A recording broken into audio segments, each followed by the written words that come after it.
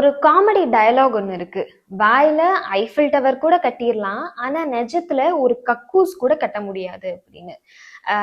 விஜய் அவர்கள் பேசினது கூட இன்னைக்கு அப்படிதான் இருந்தது. தமிழ்நாடு தான் விஜய், விஜய் தான் தமிழ்நாடு அப்படின்னு சொல்லியிருக்காரு. அப்படி விஜய் தான் தமிழ்நாடுன்னு சொல்ற அளவுக்கு விஜய் தமிழ்நாட்டுக்கும் தமிழ்நாட்டு மக்களுக்கும் என்ன செஞ்சீங்க? ஒண்ணு பண்ணுங்க, ஒரு பட்டியல் ஒண்ணு போடுங்க, நான் இதெல்லாம் தமிழ்நாட்டு மக்களுக்காக செஞ்சேன் அப்படின்னு. சரி, பட்டியல் கூட வேண்டாம், விட்டுருங்க. அட்லீஸ்ட் கைவிட்டு என்ற அளவுக்காவது தமிழ்நாட்டு மக்களுக்காக ஏதாவது நலத்திட்டங்கள் செஞ்சிருக்கீங்களா? இதுல வேற வந்துட்டு நான் ஜெயிச்சுட்டேன்னா கிராம கிராமமா வருவேன், வந்து மக்களை சந்திப்பேன் அப்படின்னு சொல்றீங்க. நீங்கெல்லாம் வந்துட்டு காமராஜர் அவர்களோட ஆட்சியாகட்டும், அண்ணா அவர்களோட ஆட்சியாகட்டும், அதை பத்தி பேசுறதுக்கு உங்களுக்கு எந்த தகுதி இருக்கு? இவங்க எல்லாருமே மக்களோட மக்களா இருந்தாங்க. மக்களுக்கு ஒண்ணுன்னா அவங்களோட உயிரை தியாகம் பண்றதுக்கு கூட ரெடியா இருந்தாங்க.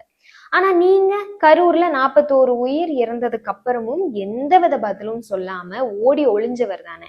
இதுல இன்னைக்கு ஸ்டேஜ்ல பர்ஃபார்மன்ஸ் வேற சும்மா இல்ல. ஆனா உங்களை உச்ச நடிகர்னு சொல்றது நிஜமாவே நீங்க உச்ச நடிகர் தான்.